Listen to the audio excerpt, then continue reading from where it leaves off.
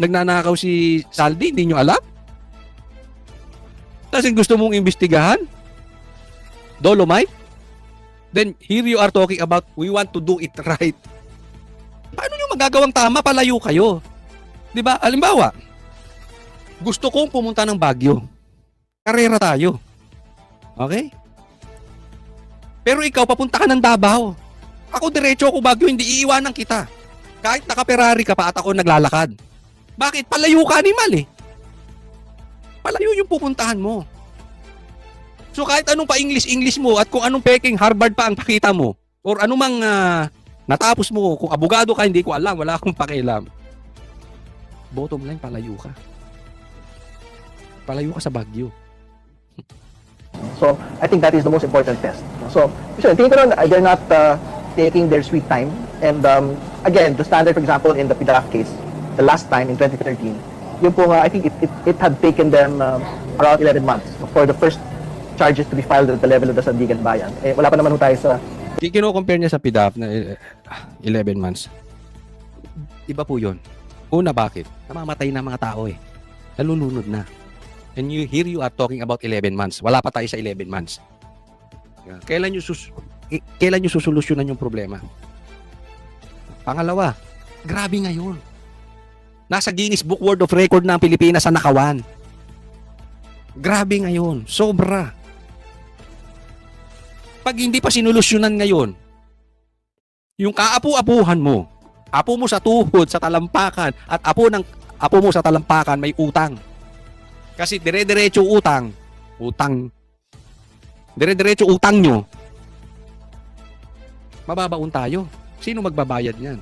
Bumagsak ang kumpiyansa ng mga dayuhang mamumuhunan sa Pilipinas. Ito'y ayon mismo sa ulat ng Bangko Sentral ng Pilipinas. Bumaba ng 41% ang foreign direct investment noong Agosto 2025 simula nang pumutok ang issue ng korupsyon sa mga proyekto ng pamahalaan. Mula sa $830 million noong August 2024 ay lumagapak ito sa $494 million ngayong taon, dulot ng pagbawas ng mga kumpanyang banyaga sa pagpapautang sa sariling lokal na sangay. Ayon kay Jan Paulo Rivera ng Philippine Institute for Development Studies, nangangahulugang nagiging mas maingat ang mga banyagang kumpanya dahil sa mataas na interest rate, mabagal na pag-unlad ng ekonomiya at hindi malinaw na polisiya sa loob ng bansa. Sa loob ng bansa, humina ang kumpiyansa ng mga mamumuhunan dahil sa kawalan ng malinaw na polisiya at mabagal na paggasta ng gobyerno. Ayon kay Rivera, sa unang 8 buwan ngayong 2025, umabot na sa $5.2 billion ang kabuuang FDI inflow na tila malayong-malayo sa target na $10 billion ngayong taon. Ayon pa kay Rivera, maaari pang bumuti ang sitwasyon sa unang bahagi ng 2026 kung makakapaghatid ang gobyerno ng policy stability at mapapabilis ang pagpapatupad ng mga proyekto.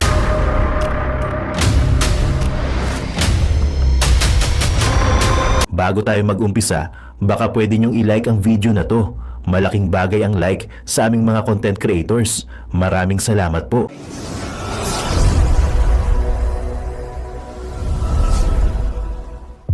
Hayop ka talaga! Ang ganda mong lalaki! Sa klase na ginagawa ng paglutas ng problema ng gobyerno natin sa mga nalulunod, nangangamatay ng mga tao, pati hayop nangamatay. Kanina lang nakita ko yung kalabaw patay. Kotseng lubog, bahay na lubog. Ito ang naging kinahinatnan. Sabi ni PH, economy is weak. Sabi ni Bongbong Marcos, Philippines is open, ready, and eager to do business with all of you. Anong sagot? Foreign investors don't pay attention to the Philippine stock market. The Philippine economy is weak. We can do anything about it. Kasi no amount of statement coming from you, no amount of statement or no amount of defense coming from Claire, no amount of diversion of the ombudsman, ICI, Blue Ribbon, Camera, no amount for the foreign investor to invest in the Philippines. hindi nyo mapipilipit ang liig ng investor.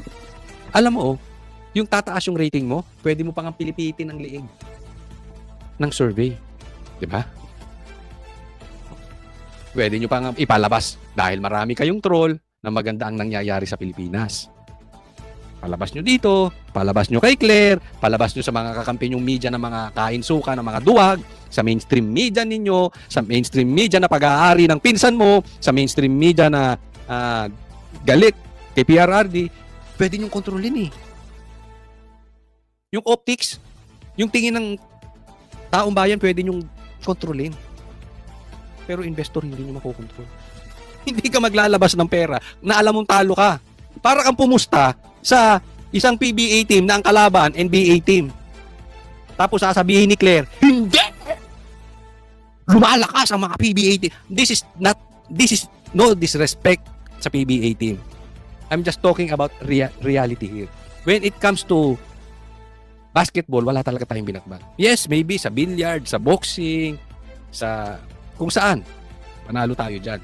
Pero for discussion purposes, kaya kinukompare ko yung PBA, NBA. Walang pupusta sa PBA. Kahit anong sabihin ng ombudsman mo na maganda, ginagawa nyo ang tamang investigasyon. Kahit sabihin ng ICI mo, ginagawa namin ang tamang investigasyon. Kahit sabihin ni Claire na pataas ng pataas ang ekonomiya natin. Kahit sabihin mo pa na napakaganda at kaibigan mo ang Amerika, kaibigan mo ang US, ay ang China, kaibigan mo ang buong mundo, suportado tayo at tayo ay a growing economy. Walang pupusta sa PBA laban sa NBA. Gets mo? Kaya sinasabi ko sa inyo, kay Claire, ay di kayo nga mag-invest. Put your money where your mouth is. Because investors will put their money kung saan kikita. And we cannot blame them. Negosyante yan eh. They're doing that all their life. Yung mga investor na yan, karamihan pa dyan, generation na. Ang lolo niyan, investor na. Ang tatay niyan, investor na. Kaya from afar, amuin niyan kung legit dito ka mag-i-invest. Hindi bobo yung mga yan. So hindi nyo mapapaikot ng pambobola nyo ni Claire. They want trust. Yung mapagkakatiwalaan ba yung gobyerno natin? Di ba? Ang lakas nung panahon ni PRRD, ang lakas ng ekonomiya, ang lakas ng stocks natin. Ano yun? Pinilipit ni PRRD, mag-invest kayo rito ha. Kung hindi, papatayin ko kayo. Ano, ginano ni PRRD? Hindi. You cannot force them. Hindi mo pwedeng takutin. Hindi mo pwedeng takutin, hindi mo pwedeng pakiusapan, hindi mo pwedeng pilipitin. Pag ayaw mag-invest, ikaw nga sige. Kausapin mo si Claire. Pag invest mo, hindi mag-i-invest yun. Alam niya, taubang ano eh. Ito ang totoong kalidad ng ekonomiya natin. Stocks, negosyo, trabaho, business. Kasi kung may business, maraming trabaho. Kung boom ang stocks, lalaki. Ang negosyo, maraming trabaho. Ito masakit. Pag walang nag-i-invest, babagsak ang trabaho. Kasi babagsak yung negosyo. Kaya naman, tumataas ang dolyar. Wala ka ng excuse dito, Bongbong Marcos. Mati ka dyan. Animal. O, next po. O, ito pa. Tingnan natin, ha. O, ano sabi ni Claire? May pondo tayo, palasyo. Hindi nagpapasaklolo sa ibang bansa dahil sa bagyo. O, hindi na daw kailangan. Hindi na natin kailangan magpasaklolo. May pondo raw. Ano sabi ni Kiko? Wala nang bansang tutulong sa atin. Alam nila na nanakawin lang ni Marcos ang ipapadala nila. I agree with Kiko. In my opinion, 99% accurate tong sinabi ni Kiko. Kayo, ano opinion nyo? Parehas ba ng opinion namin? Nakikita nyo. Bakit ba andyan ang EDCA? Diba? Saan ang EDCA? Saan ang EDCA? Sige nga. Saan ang mga sundalo? Ano sabi ng EDCA? Para pagka may trahedya, tutulong sila. Hello? Meron bang tumulong sa EDCA? Diyan sa Cebu? Wala. Wala. Kasi baka, yung sinasabi nila na baka may tumulong ng pera, nanakawin. Yung ipapadalang spam, pagdating sa mga nasalanta ng bagyo, sardinas na. Di ba yan ang mga jokes? Oo. Yung mga kanin, pinadala, yang chow. Pagdating dito, tutong na ang ipinamimigay. Parang ganon. Di ba? Isipin mo. wala nang gusto mag-invest. Wala nang gustong tumulong sa Pilipinas. Wala nang gusto mag-donate. Bakit? Nanakawin eh. Diba? Ewan ko. I cannot blame you kung hindi kayo maniniwala sa sinasabi ni Kiko. Pero ganyan din ang tingin ko eh. Mag-iingat ako sa akin ha. Alam ko may mga kababayan tayong gustong tumulong. Ako, payo ko lang, wag na kayong dumaan sa gobyerno. Diretso na dun sa tao. Hanap kayo ng mapapagkatiwalaan ninyong grupo. Hindi ko masabing ahensya. Grupo or tao na pupunta ng Cebu, kung may kamag-anak kayong pupunta ng Cebu, or wag na rin media. Wag na rin yung yung mainstream media. Lalo tuta, kain suka kay Marcos, wag na. Forget it. Diretso nyo na lang, diretso na dun sa tao. Kasi baka hindi makarating. Kawawa naman. Diba? Wala sila. Sasabihin, grabe naman, coach. Wala bang konsensya yung mga yan? Pati donasyon, anak. Kita nyo na nga. Nalulunod yung taong bayan dahil sa ninakaw nilang flood control projects na dapat ay pang sugpo ng baha. Tapos anong ginagawa? Ibibintang pa sa iba. Yung ba ay gawain ng matinong tao? Imbis na solusyonan mo yung baha, ibibintang mo sa iba. Wala nang konsensya yung mga yan. Ingat kayo ha. Ingat kayo sa pag-donate. Okay? Ha? Pabuti nang nakakasiguro tayo. Siyempre, pinaghirapan nyo yan at gusto natin makarating doon sa tamang tao. Diretso na lang. Kung kaya ninyo, diretso na nyo sa Cebu. Eto, another diversion, ha? Animal din ng ibang mga Pilipino talaga, no? Okay? Hindi ba kayo nakukonsensya? Ha? Tingnan mo lumabas. Lumalabas po kanina, yung initial data natin ay 343 flood control projects ang nagawa since 2016 to 2022 sa Cebu. Anong inimbestigahan nitong si Claire? Anong iniimbestigahan nyo? Pambihirang mga tao to. May nalunod eh. Di ba? Nawala. Kotse, bahay, may mga nawawala. Ang inimbestigahan nyo 2016 to 2022. Makakapagbutas lang kayo. Kasi, let's assume. Okay, let's assume. May flood control projects nung 2016 saka 2022. It doesn't follow na guilty si PRRD. Ito'y kitang-kita si PRRD ang ang gusto nilang banatan. Ang gusto nilang banatan yung administrasyon before kasi kaya nga kinulong nila eh. Eksakto. Akalain mo 2016 to 2022. Ngayon maraming nalunod, nag-imbestiga sila nung panahon ng 2016 to 2022. Ang gagago ng mga animal, no? Di ba? Parang wala nang puso tong mga to. Bakit? Isipin mo. Pagpalagay natin merong anomalya before. From 2022 to 2025, pangalawa po sa flood control projects na pinakamaraki, pinakamadami, at pinakamahal sa buong Pilipinas. Di dapat, kung ano man ang problema nung ginawa before, di sana, naayos na. Bilyon po papakita ko sa inyo, hanapin ko lang ha. Ito po, na-discuss ko to kahapon Tingnan mo Cebu. Top 10 provinces with biggest flood control projects. 414 sa Cebu. 26 billion. Tama ba? Billion?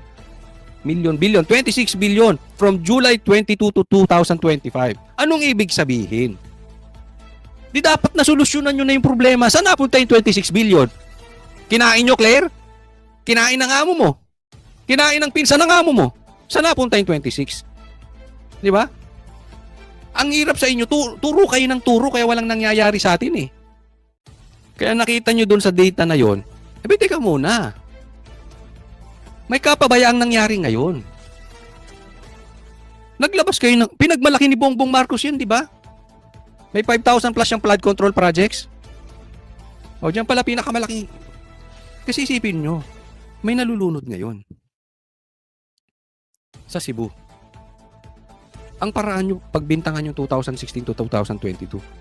Hindi ba dapat, ang ginagawa nyo, ayusin na yan? Kasi may parating na naman na bagyo sa linggo. Pag tinamaan niyang Cebu na yan, lulubog ulit yan. Gawan nyo na lang paraan. Tigil muna natin yung politika. Di ba? Pag puro tayo, puro tayo dati, so parang ganito sinasabi, kayo, mga taga Cebu, malunod muna kayo ha. Pero sisilipin namin. Huwag kayong mag-alala, sisiguraduhin namin. Mananagot ang 2016 to 2022. Kasi sisingilin namin yan. For the meantime, lunod muna kayo. Kasi yung from 2022 to 2025, hindi namin bubusisiin.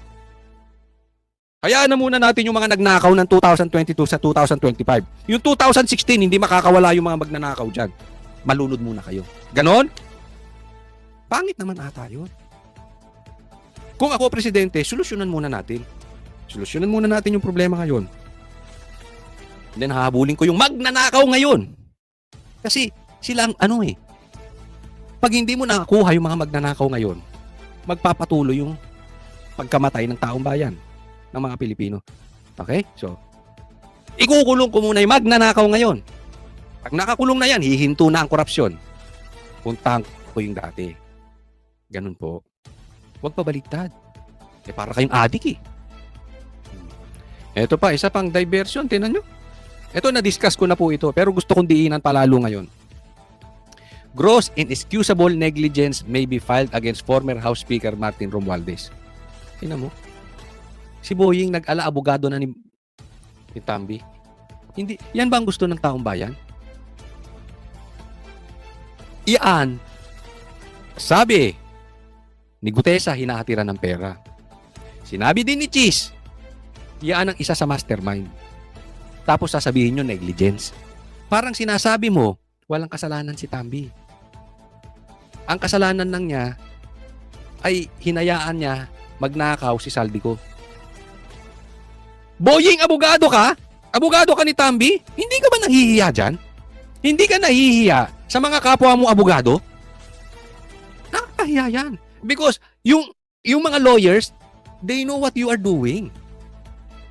Hindi mo maloloko itong mga lawyers. At ito pa, yung mga politiko, sila, ha? Alam nila kung sino talaga mastermind dito. Alam nila kung sino tumatanggap ng pera. Alam nila kung sino ang nagda-divert. Alam nila kung sinong nakikinabang sa diversion. Sabi nga ni Chanko alam naman namin kung sino yung mga magnanakaw dyan. Ha? Alam naman Tapos ganito to si Boying. Bongbong Marcos, nilagay mo tong ombudsman. So parang lahat ng sitwasyon, may tao si Bongbong. Para i-divert. Yan ang usapan ngayon. I-divert, i-delay. Divert, delay, divert, delay, divert, delay. Pag may nakikita kayong news na lumalayo tayo sa ghost projects at sa mastermind, ghost projects ng flood control, ngayong panahon ni Bongbong, pag lumayo na doon, eto, kantahin nyo na habang nanonood kayo ng news. Divert, delay, divert, delay, divert, delay, divert, delay. Mga animal. Ewan ko itong mga to, hindi nahihiya sa balat nila. Talagang, alam mo yung sunod, siguro itim na, sunog na yung balat. Diba? Ako yan, mahihiya ako sa mga kapwa ko, Mahihiya ako sa mga kapwa ko politiko. Wala na talaga pag-asa ang Pilipinas pag ganito ng ganito. Ito pa, isa pang diversion. Tingnan po natin ito. Ito si Kokey, ha? Makikita ng mga tao ngayon, means been going around, may mga random pictures na lumalabas. At syempre, ang tanong ng taong bayan, bakit wala pang nakukulong? Ilang buwan na itong mga investigasyon na ito. What do you think, what do you think about the whole process? Do you think it could be a little bit more, expeditious? Ito, okay? Tingnan ninyo, ha? Okay? Ang tanong sa kanya, dito pala makikita nyo na ano puso nitong mama na ito. Di ba? Okay. Bakit? Ang tanong sa kanya, hindi ba wala pa rin nakukulong? Itong proseso ngayon, wala pa rin nangyayari. Di ba? Ano sa tingin nyo? Sige, bago ko i-play, lagay nyo muna sa comment section. Ano sa tingin nyo ang isasagot niya? Ha? Sa delay na nangyayari ngayon. Yan sinasabi ko sa inyo, di ba? Ang gobyerno ngayon, ang focus ay delay, divert, divert, delay, delay, divert, divert, delay, delay, divert, divert, delay. Sa tingin ninyo, anong isasagot nito? Ba't hanggang ngayon wala pang nakukulong? Sige, bigyan ko kayong time. lagay nyo sa comment section. Ay, nagpapaalala din ako doon sa mga hindi pa po natin na subscriber. Subscribe po kayo.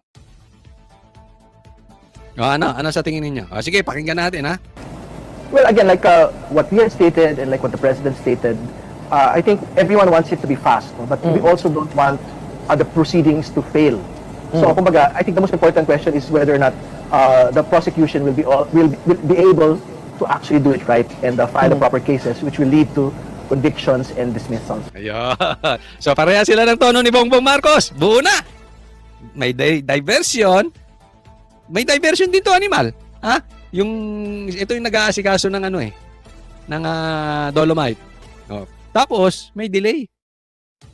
Hindi, okay, of course, ang sagot niya. Siyempre, kailangan mabilis, pero kailangan we do it right. Are you doing it right? Nasa bahay nyo ang magnanakaw. Nasa bahay ninyo ang mastermind. Don't tell us that you are that stupid that you do not know. Anak ng teteng. Sabi nga ni Chanko, nandiyan dyan eh. Oh, kahit si Magalong, nakakampi ninyo, sinabi. Dapat si Tambi. Andyan no. Anak ng presidente nandyan. Nagnanakaw si Saldico, hindi alam ni Sandro. Nagnanakaw nagnanakaw si Saldi, hindi nyo alam. Kasi gusto mong imbestigahan? Dolomite? Then here you are talking about we want to do it right. Paano nyo magagawang tama? Palayo kayo. Diba? Halimbawa, gusto kong pumunta ng Baguio. Karera tayo. Okay? Pero ikaw, papunta ka ng Davao. Ako diretso ako Baguio, hindi iiwanan kita. Kahit naka-Ferrari ka pa at ako naglalakad. Bakit? Palayo ka, animal eh. Palayo yung pupuntahan mo. So kahit anong pa-English mo at kung anong peking Harvard pa ang pakita mo or anumang natapos mo, kung abogado ka, hindi ko alam, wala akong pakialam. Bottom line, palayo ka. Palayo ka sa Baguio. So, I think that is the most important test. So, tingin ko nun, they're not taking their sweet time. And again, the standard, for example, in the PDAF case, the last time in 2013, yung po I think it had taken them around 11 months for the first charges to be filed at the level of the Sandigan Bayan. Eh, wala pa naman tayo sa... Kino-compare niya sa PDAF na 11 months. Iba po yun. Una, bakit? Namamatay na mga tao eh. Nalulunod na. And here you are talking about 11 months. Wala pa tayo sa 11 months. Kailan nyo susolusyonan yung problema? Pangalawa, grabe ngayon. Nasa Guinness Book World of Record na ang Pilipinas sa nakawan. Grabe ngayon. Sobra. Pag hindi pa sinolusyonan ngayon, yung kaapu-apuhan mo, apo mo sa tuhod, sa talampakan, at apo mo sa talampakan may utang. Kasi dire-diretso utang. Dire-diretso utang nyo. Mababaon tayo. Sino magbabayad niyan? Diba? Eh tayo, yung generation natin, pinakamatagal na sa atin ngayon ng mga 50 years. Madagdagan pa tayo ng 50 years, matagal na yon. Paano yung anak natin? Apo natin. Apo ng apo natin. Tapos, sasabihin mo, let's do it right. Niloloko nyo taong bayan. 11th month, we're just like 100 days from the announcement of the president. So, I think we are still within target to actually file it in the soonest. Tignan mo. So, 11 months. Nakaka 3 and a half na tayo. Pagpalagay mo na 4 months lang November. So, December, January, February, March, April, May, June. So, gusto nyo, sa June pa may makulong. Saka kami magre-reklamo? Alam mo, parehas ang tono ninyo. Kasi nadinig ko na yan eh. I know that delaying tactics, that's stupidity. Makinig po kayo. Maraming nagalit sa amin, Banateros. This is what we are proud of. Hindi ko po sinisisi yung mga nabudol ha. Kami Banateros, 3 pa lang kami that time. From the get-go, hindi kami pumunta kay Bangag. Hindi kami gumanong ganon.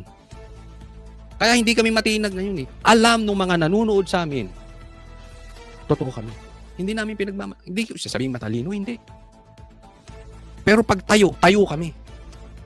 Alam mo, maraming sa mga nanonood sa amin, dati minumura kami. Hindi kayo sumunod kay Sara, hindi kayo Duterte, hindi kayo DDS. Ba't di nyo iboto si Bongbong? Ay sabi ni Sara, iboto si Bongbong. Sinusukay nyo si Sara. Mga PI kayo. Tinanggap namin yun. Tama kami, di ba? Okay. Bakit ko ini-explain? Kasi pagka panalo ni Bongbong Marcos, bumanat na kami. Anong sabi ng marami sa inyo? Mga PI kayo, banateros. Papasok pa lang eh. Bigyan nyo ng 1 buwan. Sige, 1 buwan. Pagbanat namin ng 1 buwan, 1 buwan pa lang eh. Patapusin nyo naman 100 days. Sige, 100 days. Pagtawaran ng mga animal, ng mga nabudol. Ngayon 3.5 na. Nangamatay na tao sa Cebu. Ano sasabihin nyo? Wala pang 11 months yung investigasyon. Sawang-sawa na kami sa kakadelay ninyo. Yan ang sinasabi namin sa inyo. Sawang-sawa na kami sa kakadelay nyo. Ilang tao pa ang malulunod bago tayo kikilos. Ilang tao pa ang mamamatay. Ilang kotse, ilang bahay ang lulubog. Ano, aantay tayo ng martial law? Aantayin natin yung ginagawang gera ni Browner? Yung pinaghahanda ang gera ng gobyerno? Anong gusto nyong mamatay? Mga sundalo naman natin pakakapaglaban sa gera na supposedly wala tayong gera? Ilang days pa? Sige, sabihin nyo, ilang days pa? Kaya sabi nyo, tatayuan namin to. Magalit na kayo kung magalit. Di ba? Ang linaw-linaw sinabi ni PRRD nun. Ayaw ko dyan sa tao na yan. Weak yan. Bangag yan. Nakinig kami kay PRRD. Sa interview pa ni Banat Bay sinabi. Tapos kami pa yung sasabihang DDS. Hindi ito para sisihin, okay? Again, pinupoint out namin. Diretso kami. Ang tagal namin nag-aabang. Ama naming Diyos na makapangyarihan sa lahat, salamat po sa iyong pagmamahal na hindi nagmamaliw. Sa gitna ng kaguluhan sa aming bansa, turuan niyo po kaming magtiwala sa iyong hustisya at hindi sa hustisya ng tao. Linisin niyo po ang aming mga puso at ituro niyo po ang tamang daan ng katotohanan at pag-ibig. Tulungan niyo po kaming maging ilaw sa gitna ng dilim at ipakita sa mundo na may pag-asa pa sa pangalan ng aming Panginoon Hesus. Salamat po sa pag-ibig po ninyo at salamat sa pagdinig ng aming mga panalangin at iligtas niyo po kami. Sa pangalawa po ninyong pagparito at patawarin po kami sa lahat ng aming mga pagkukulang at pagkakasala sapagkat ito po ang aming samutiling sa matamis na pangalan ng aming Panginoon Hesus. Amen.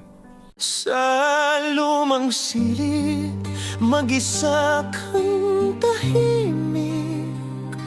Walang kamera, palakpak ay wala na. Ngunit sa bawat pader ng bayang iniwan mo, may pangalan mong di na mabubura.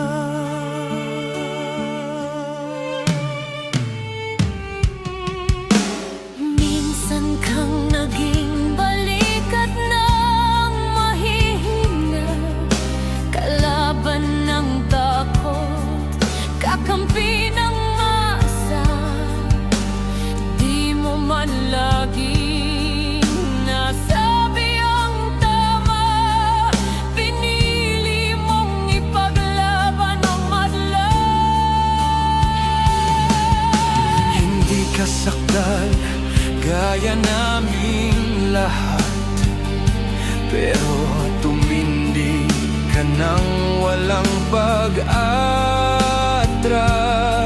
At ngayong pagod ka na, tatay, kami naman ang sasalo ng bawat bigat.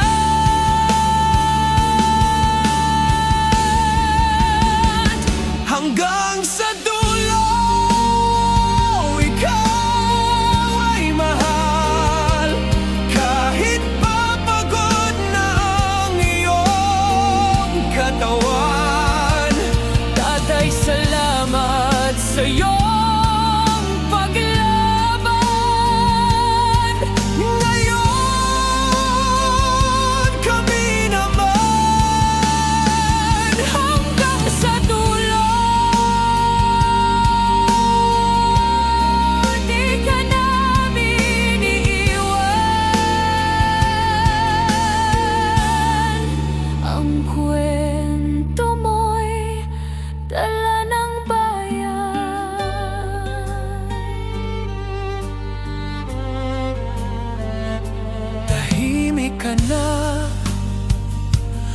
Sa mga batikos, wala nang tugon, wala nang galit. Pero sa mata ng mga maralita, naroon pa rin ang tapat mong alaala. Marami mang di nakaintindi, marami pa rin ang di nakakalimot. At ngayong wala ka ng kapangyarihan, tatay, Ang magtatanggol sa'yo ay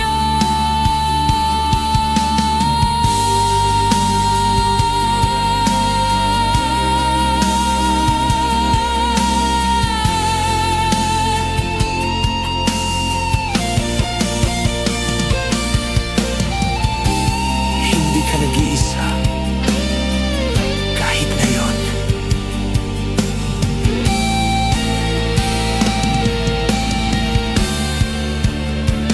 hanggang sa dulo, tangan ka pa rin. Sa puso ng batang minsan mong pinagkain. Hanggang sa dulo, di ka nag-iisa. Ang dasal ng bayan ay sa'yo pa rin. Katay kami naman ang lalaban sa ngalan mo, sa alaala mo. Hanggang sa dulo. Dalangin ka ng puso ng masa.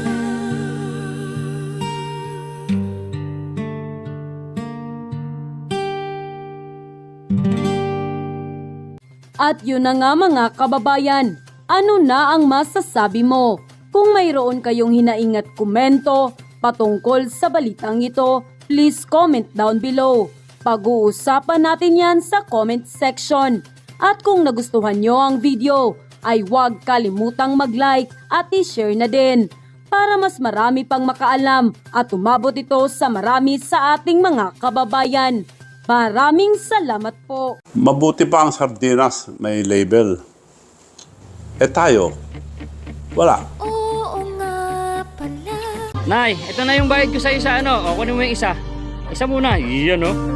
Tapos, isa pa, di ba? 4 dapat na sardinas, eh. Yan. 3 na. Pang-4 na sardinas. Okay na.